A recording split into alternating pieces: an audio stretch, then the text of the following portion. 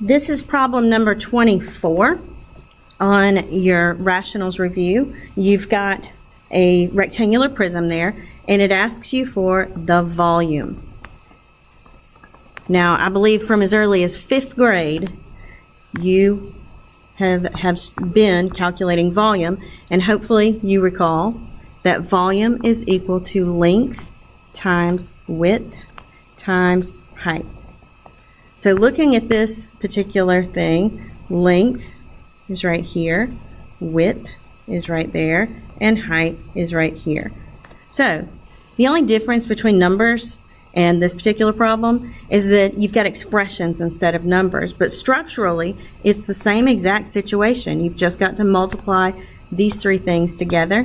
And the cool thing about that is that multiplication is nice and easy. You would just go, okay, length is r squared plus r minus 12 over r plus 5 times width. Width is 10r squared plus 2r over r squared minus 16 times height, which is 3r squared plus 3r minus 60 over 5r squared plus r.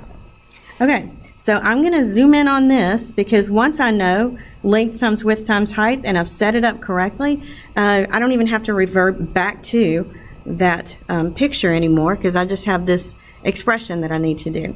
So I'm going to erase this so that I have some space. I'm kind of short on space, so I'm going to factor these things right next to them. I've got r squared plus r minus 12. That's basically, I'm figuring out two numbers that will multiply to give me negative 12, but that will add to give me a positive 1. And hopefully you know that that's 4 and negative 3, because 4 times negative 3 is negative 12, but 4 plus negative 3 is 1. So I know that this top part, okay, I'm just going to rewrite this, volume is equal to, the top part I know factors to r plus 4 times r minus 3. Now I'm using color for purpose here so that you can kind of follow what came from where, okay? So the pink right there, the r minus 4 times r minus 3, it is actually just a restatement of the r squared plus r minus 12, just in factored form, okay? r plus 5, that does not factor, and so I'm just going to give it a little green star right there and right here. That's where it came from. So now I'm moving on. 10r squared plus 2r. Notice that both of these have an r, and both of those have a factor of 2. So I'm going to basically undistribute a 2r, which would give me 5r plus 1. So, and let me do the same thing. This is a darker purple color. From here, remember, whoops, what I did was found a GCF, or undistributed, the common factor of 2r, okay, and that's how I got this one over, okay, r squared minus 16. Remember, this one is one of those that I call a gift because it's, so this star right here, this one I call a gift because that's the difference of two perfect squares. R squared is the same as r times r. 16 is the same as 4 times 4, and they are subtracting. What that means, let me put a green star here. That's where I'm going to put the answer, a dark green star. Okay, what that means is this factors to r plus 4 times r minus 4. All right, getting close to finishing here. This next one, 3r squared plus 3r, I'm going to give that a nice blue. Now let's go red. Okay, a red star right here.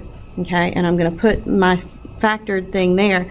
The first thing I notice is that only 2 of these things have r's, which means r is not a GCF. However, notice 3 goes into 3r squared, 3 goes into 3r, and 3 goes into 60, which means I can take out a GCF of 3.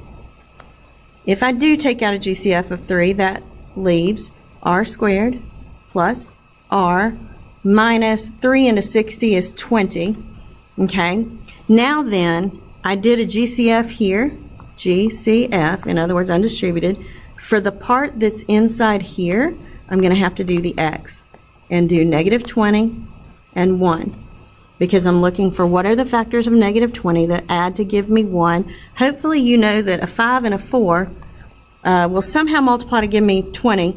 I just need to figure out how would I get a -20 but a +1, and the way to do that would be to put the -4, or put the negative on the 4. Okay, so I'm going back to where I'm rewriting this problem in factored form.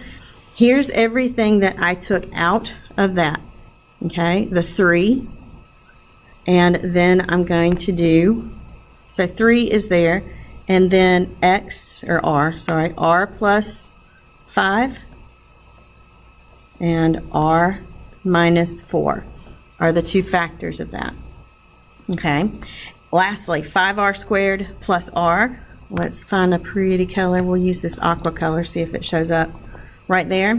Notice that there is a GCF there because both of those have an R. Okay, they don't both have a 5, but they do both have an R. And so if I go back down, hold on, let me put my star here so that you can track what I'm putting where. So the work for that is I take an R out, and that leaves 5R plus 1. Okay, now looking at this particular problem, just remember that when it's multiplication, it's really just all one big numerator and all one big denominator. What you've got to do at this point, and this is the fun part, is we're going to figure out what can cancel, and we're going to cancel it, okay? So first of all, I have an R plus 4 right here. If I can find that in the denominator, then that makes a 1 and therefore cancels, and in fact I do. This R plus 4 here, and this R plus 4 there, those can cancel.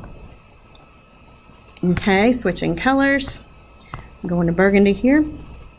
Okay, I have an R minus 3. Do I see another R minus 3? No. I have a 2, and I don't see a 2 in the denominator. I have an R, a standalone R right there, and I've got one right in the bottom, so that makes a 1 and cancels. Switch colors. I have a 5R plus 1 in the numerator.